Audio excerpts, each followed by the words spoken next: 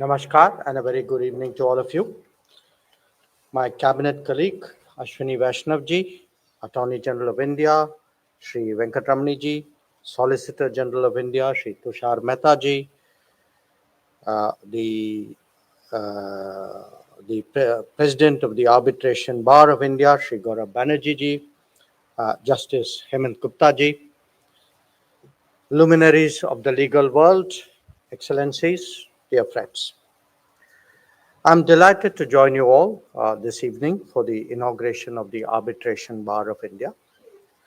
Now, having listened very carefully to all my colleagues, speakers on the dais, what I believe we are hearing right now is the shrill cry of a digital birth which is midwifed by foot soldiers. And I cannot imagine that this product can have anything other than a great future. So, let me say that this is a very significant step in the emergence of India as an arbitration venue. And I know that all of you appreciate its significance even more than I do. But let me, as a foreign minister today, really place it in a larger context. And a context I will borrow again from the Attorney General's metaphor or reference to a triangle, the Greek triangle he used. But the triangle here that I refer to is really one of law, business, and diplomacy. In the last few decades, the global order has witnessed a rebalancing that is shaping its new directions. And one facet of that is the democratization of institutions and activities. As economic capabilities have emerged, and in our particular case, actually re emerged, it is natural that many of its accompanying dimensions also spread out much more in the world. In that sense, the event for which we are all gathered here today is reflective of a larger redistribution of power, of influence, and of capabilities in the world. Obviously, this doesn't happen by itself, and it requires both the vision of a leadership as well as the commitment of stakeholders to make it happen. And that is actually what we are seeing today in the country. India, as we all know, is currently the fifth largest economy in terms of GDP, likely to be the third very soon.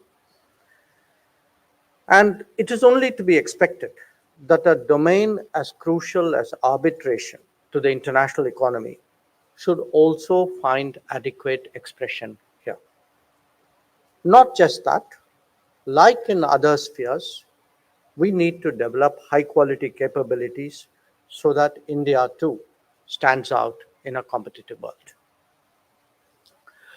Now, insofar as the Modi government is concerned, I think from the initial years, I'm talking 2014-15, it has recognized the importance of arbitration in the country, and I think many of us remember the Prime Minister's speech at the National Initiative towards Strengthening Arbitration and Enforcement in India, where he actually spoke about quality arbitration mechanisms, which he saw as integral to ease of doing business in this country.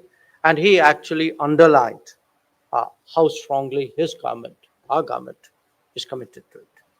So the key words here are really quality arbitration, ease of doing business, and a commitment to make it happen. Now, the establishment of an arbitration bar aligns with this vision to position India as a premier destination for arbitration. Now, before such a distinguished legal audience, it is not necessary for me to dwell on the importance of arbitration, but we all do know it as an efficient and equitable method of resolving disputes and providing a streamlined alternative for what can often be very intricate judicial processes. So, whether it is in domestic or international arenas, arbitration certainly inspires confidence, it fosters economic growth, and it upholds the rule of law. At a time when, and in a world where time is actually of essence and certainty is of paramount importance, arbitration is recognized as a cornerstone of modern dispute resolution. Now, this is particularly relevant for us to recognize in India at a time when rapid economic growth is taking place in a globalized environment. If we are to get full mileage from our 3D dividend of democracy, demographics, and demand, then high quality arbitration is a notable factor in further attracting foreign direct investment. Already, to accelerate growth, the government has streamlined interstate commerce with a goods and services tax. It has fostered a unified national market. Moreover, digitally enabled delivery, and Mr. Vaishnav also referred to it in different ways, is actually reforming the quality of governance. It is revolutionizing access to public goods.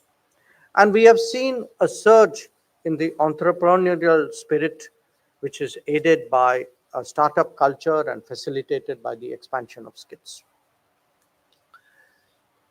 Legal reforms, including the Insolvency and Bankruptcy Code and amendments to financial laws, have also helped to ensure a stable and predictable and a more positive business environment. So, strengthening dispute resolution mechanisms such as commercial courts and alternative dispute resolution is a natural corollary of these developments. They further enhance investor confidence and lighten the judicial burden. I'd like to share, in a sense, my own personal perspective on this matter. As some of you may have heard in the introduction, I was High Commissioner in Singapore a little more than 15 years ago. It was a time when we had actually concluded the comprehensive economic and the SICA, the Comprehensive Economic Cooperation Agreement. But it was also a time when actually Singapore had started pushing for it becoming a preferred seat of arbitration. And if one looks back at those 15 years, and I think it's to a lot of us very clear how much actually the two processes reinforced each other in getting so many Indian companies to either offshore in Singapore or to look at Singapore as a favorable destination to address their disputes and differences. Now, as Foreign Minister, let me also say that my ministry recognizes obviously the importance of arbitration in facilitating international trade and investment. And by providing a stable and predictable dispute resolution mechanism, we see it as fostering confidence in foreign investors. We have actively supported initiatives to enhance the effectiveness of arbitration proceedings. And here we have collaborated with international bodies such as UNCITRAL, UNCCI, and the Permanent Court of Arbitration. Now, where Government of India is concerned, there have been, from the remarks which are referred to of the Prime Minister, going back to his first tenure, there have been reforms to bolster arbitration. These have included amendments to the Arbitration Act and the establishment of arbitration institutions, which have contributed to administering proceedings, providing institutional support, and the subject matter today, a panel of qualified arbitrators. The promotion of institutional arbitration has seen judiciary also encouraging parties to opt for institutional arbitration over ad hoc arbitration, emphasizing the benefits of institutional support and oversight in ensuring a fair and efficient resolution process. Now, while arbitration has deep roots in India, its contemporary practices, I think we all recognize, is still evolving. And I thought today there were two very important points which were made, one by the Solicitor General and the other by the Attorney General. The Attorney General actually spoke of the arbitration bar as reflective of a Make in India emphasis today. That we should not think of Make in India as simply a concept or a practice associated with the manufacturing world. I think it has dimensions in every aspect today of national growth and development. And what we have gathered here to do, I think, in many ways, is about Make in India, where arbitration is concerned. So, arbitrate in India is actually a facet of Make in India. The important point which I think the Solicitor General made was it is not enough to be a venue. Our striving should be to become a preferred seat, and that obviously will take a lot of work. I referred to my own experiences out of Singapore, and again, I think what we have gathered here to do is an intrinsic step, a necessary step in that direction. So let me conclude by saying this, that India today is poised to make crucial decisions about its future. There is a foundation of a decade of transformation on which we are seeking to build a pathway for the next 25 years.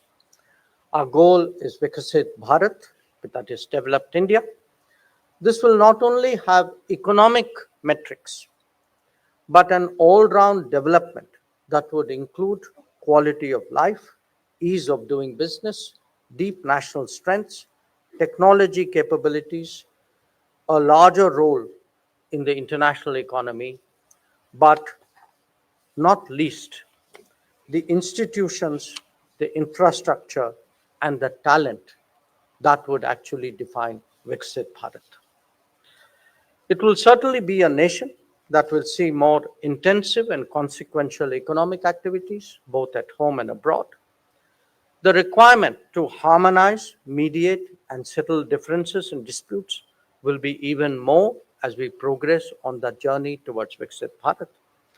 The legal world will make its expected contribution to the evolution of Viksit Bharat, and that I believe is what we are seeing today. The inauguration of the Arbitration Bar of India is a noteworthy step in that direction. And once again, I congratulate you all for joining me on this occasion and for witnessing this important step. Thank you very much for your attention.